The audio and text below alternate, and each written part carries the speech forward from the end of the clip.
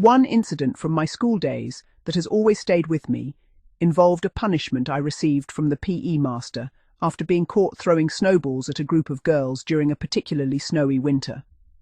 Like many boys of that age, I thought it was harmless fun at the time, but the teachers took a much dimmer view of it.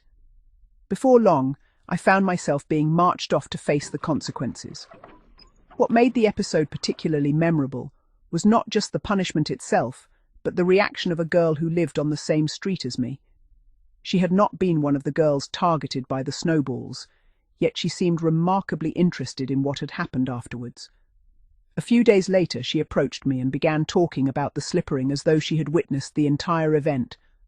According to her, she had been in the playground beneath the stockroom window while the punishment was taking place. She claimed she had heard every stroke that the PE master administered.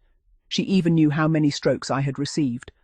While that might have been an educated guess, what surprised me was how much other information she appeared to know. She confidently stated that the punishment had been carried out with the PE master's plimsoll, identifying it by the distinctive sound it made. Again, perhaps she was guessing, but she also described the position I had been ordered to adopt.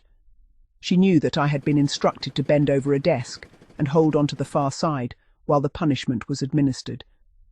That was not something many people would have known unless they had either witnessed similar punishments before or had somehow learned details afterwards.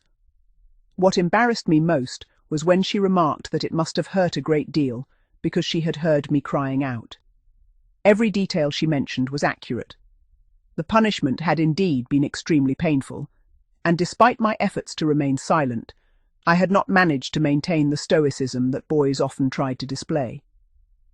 In those days, when corporal punishment was administered in a mixed school, boys often felt under pressure to endure it quietly. There was an unspoken belief that showing pain in front of girls would only add to the humiliation.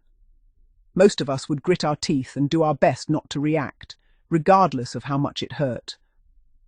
Unfortunately, some teachers had a reputation for administering particularly severe punishments, and the PE master was certainly among them. His slipperings were feared throughout the school, and keeping silent under his administration was far easier said than done.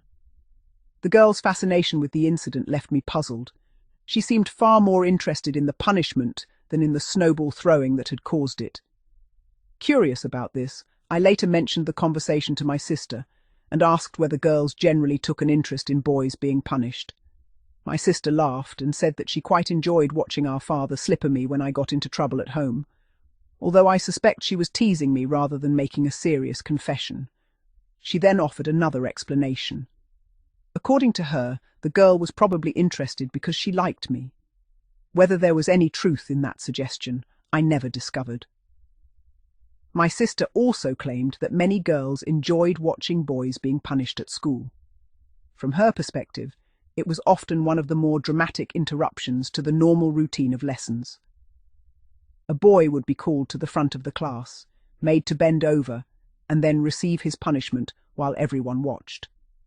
The event would command the attention of the entire room, and afterwards there would inevitably be whispers and discussion about who had been punished, why it had happened, and whether the punishment had been deserved.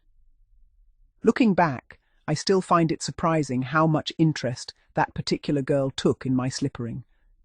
At the time I found it deeply embarrassing, especially knowing that she had apparently heard everything. Yet her curiosity remains one of the most memorable aspects of the incident. While the pain faded quickly enough, the knowledge that someone had been paying such close attention to the proceedings stayed with me for far longer.